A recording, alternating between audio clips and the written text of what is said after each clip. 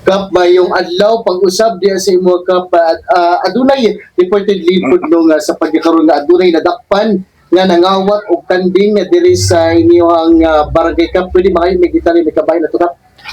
Sir, maayong adlaw pod no, regarding adtong nga pagpangawat og kanding nga diin nadakpan pod sa ako ang mga sakop usa nini ako ang sakop, so may adlaw sa tanan no. So ang ako paghatlag og update regarding adtong nangawat og kanding no. Kawat naman gito kay nakarga naman tong motor. Actually sa tinuod lang adto kini na pahigayon gyud nga maong pagpangawat sa Purok Size Barangay Patpat. Diin ang Purok Size Barangay Patpat nako is pila na kabisis na nakasinati og pagpangawat sa kanding. So dili lamang kaisa kaduha kung dili naa na gyud sa ika-unom kapito na kabisis nga nakawatan ang Purok Size sa kanding.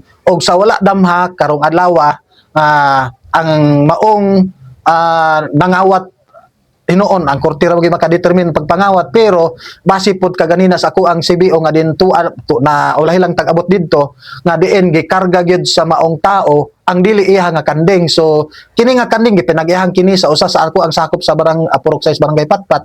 Diin kini na kuha no sa ako ang usa ka miyembro sa CBO nga diin taga Purok Size usab kini. So sa ang maong sitwasyon base pod sa decision sa caretaker sa maong kanding, pinagi usab sa ato ang kaubanan, usamang pod gyud kita na nakaadto sa maong lugar. So hinungdan desidido man gyud ang tag-iya sa maong kanding nga ila kining pasakaan og kaso diin og ang sitwasyon karon atuan na karon sa CID o amo na kanang gi-turn over. Mga pila ka kanding to siya kap? Kaganina is isa lang to sa maong pangitabo. Sir, atol sa katong pangitabo nga nasakpan man gid nga kay nga nagakuha og kini nga kanding few days back, aduna ba sila mga nabatikdan nga kini sila gasigi og alig-aligid sa maong lugar?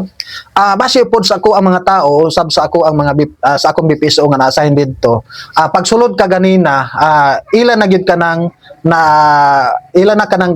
kuan nga motor nga kini nga color sa motor base sa nangagi nga mga nakawat. Pag mosulod ni nga motor naagi ga kay tabo nga kawat sa motor. So pagsulod aning motor ka ganina didto sa Purok Size, nabantayan nila, gipasagdan nila pasulod while ang motor tuwa sa sulod. Ang mga tao usas ako ang uban sa ako ang usa ka CBO gihulatan nila og kanus ang mobalik, wala gyud sila masipyat kay pagbalik sa motor aduna nagikarga nila nga kanding.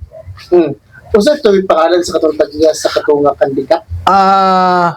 Gipanag-iyahan kadto ni Geraldine Tali ang maong kanding. Kadto bang insidente sa kini pagkawat kay nga man mo kadiri na aduna ni mga cases ini dito sa process which is distansya na so kung kala sila diri sa may barangay Patpat sila gyapon to gikawatan gyapon sa una kap?